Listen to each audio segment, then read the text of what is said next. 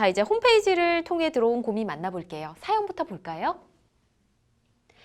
얼마 전 사내 직원이 불륜을 저지르는 현장을 목격했습니다. 남자는 유부남이고 여직원은 싱글이에요. 저는 이 일로 저 혼자만 쉬쉬하고 있으면 되는 건지 아니면 회사에 이 사실을 알려야 하는 건지 혼자 몇 날 며칠을 전전긍긍하고 있습니다. 사실 남자 직원의 가족들과도 안면이 있는 사이라 정말 더 괴로워요. 만약 불륜 사실을 사장님이나 회사 직원들에게 이야기한다면 저도 명예훼손죄로 고소당할 수 있나요? 불륜을 저지른 그 두 사람은 해고될 수도 있을까요? 그렇게 되면 또 마음이 좋지 않을 것 같고 정말 돌아버리겠습니다. 라고 보내주셨네요. 정말 솔직한 심정을 이렇게 써주셨는데 우연히 또 그 현장을 목격을 하신 것 같습니다.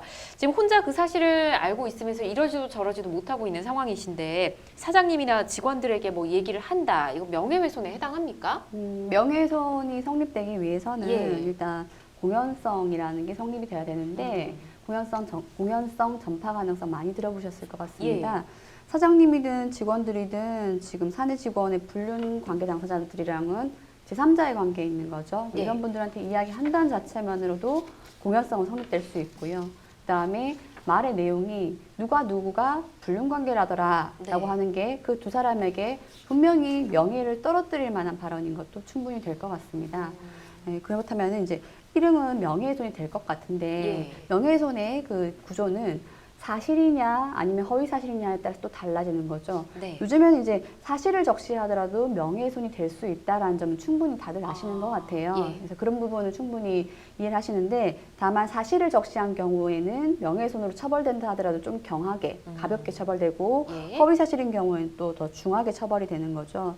이런 부분 감안한다면 사실 불륜을 저지르는 현장을 목격하셨다라고 하는데 그 불륜을 저질렀다고 해서 위자료를 청구하는 사건인 경우에도 과연 불륜인가 대부분 부인하거든요. 그런 거 감안한다면은 섣부르게 불륜을 저지르는 현장을 목격했다. 무엇을 목격하신지 모르겠지만 섣부른 행동은 좀 금하셔야 될 것 같고요.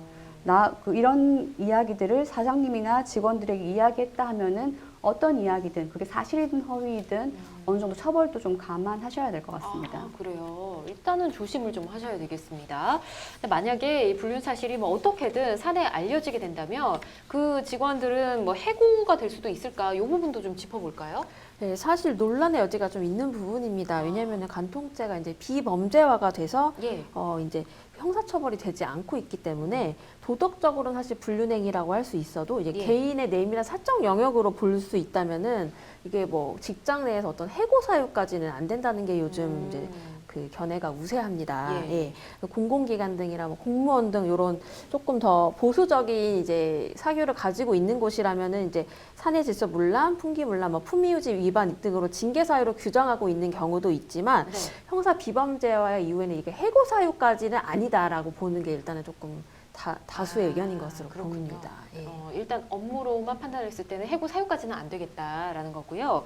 뭐 불륜한 당사자들 그 직원 남자분 여자분 일단 잘못한 거 아니겠습니까?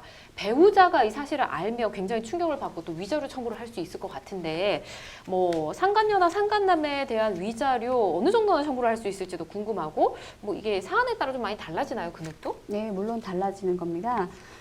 일단 뭐 서 변호사님께서 말씀 주신 것처럼 간통죄에 대해서 위헌 판결이 나는 바람에 이 불륜을 한 경우에는 대체로 민사상 손해배상 청구로 지금 많이 해결이 되는 듯합니다. 실제로 그 위자료 청구라는 게 결국은 정신상 고통에 대한 손해배상 청구 아니겠습니까? 그래서 이렇게 하여튼 많이 청구를 하시는데 문제는 뭐냐면은 이 과연 위자료라는 것도 결국 금액이다 보니 얼마를 받을 수 있을 것인가? 뭐 법원도 결국 일 처리하는 곳인데 어느 정도 일행의 기준은 있지 않을까? 라는 부분이고 무엇을 기준으로 많이 내게 하고 무엇을 기준으로 적게 내게 할 것인가 그런 부분이 좀 문제가 될 것 같은데요.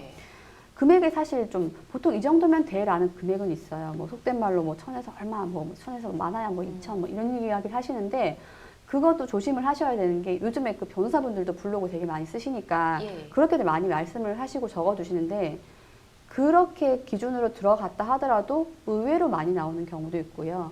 의외로 적게 나오는 경우도 있고 실제로 저도 피고의 대리를 하기도 하고 원고의 대리를 하기도 하지만 예상했던 것보다 너무 많이 나온 경우도 있었고요. 예상했던 것보다 더 많이 받을 수도 있었던 경우도 있고 그러니까 이름의 기준은 없는 것 같아요. 특히 단독 판사분께서 담당하신 사건인 경우에는 특히나 좀 많이 다른 것 같아서 뭐 얼마입니다라고 말씀 못 드릴 터인데 뭐 1,000에서부터 5,000까지 심각한 경우는 5,000까지도 아주 다양한 것 같습니다. 차이가 크네요. 그렇죠. 그 다음에 이제 그럼 무엇을 기준으로 갈 것인가? 법에서는 판례에서는 이렇게 이야기를 하고 있어요. 일단은 상간행위의 정도, 그 다음에 불륜행위의 정도, 그 횟수, 그 다음에 지금 배우자와 지금 제기하는 문제이지 않습니까? 그 배우자의 법률혼 관계가 어느 정도 지속이 됐는가? 5년짜리 혼인을 흔든 경우랑 15년, 20년짜리 혼인을 흔든 경우는 다르죠. 그래서 그런 부분도 충분히 감안이 되고요.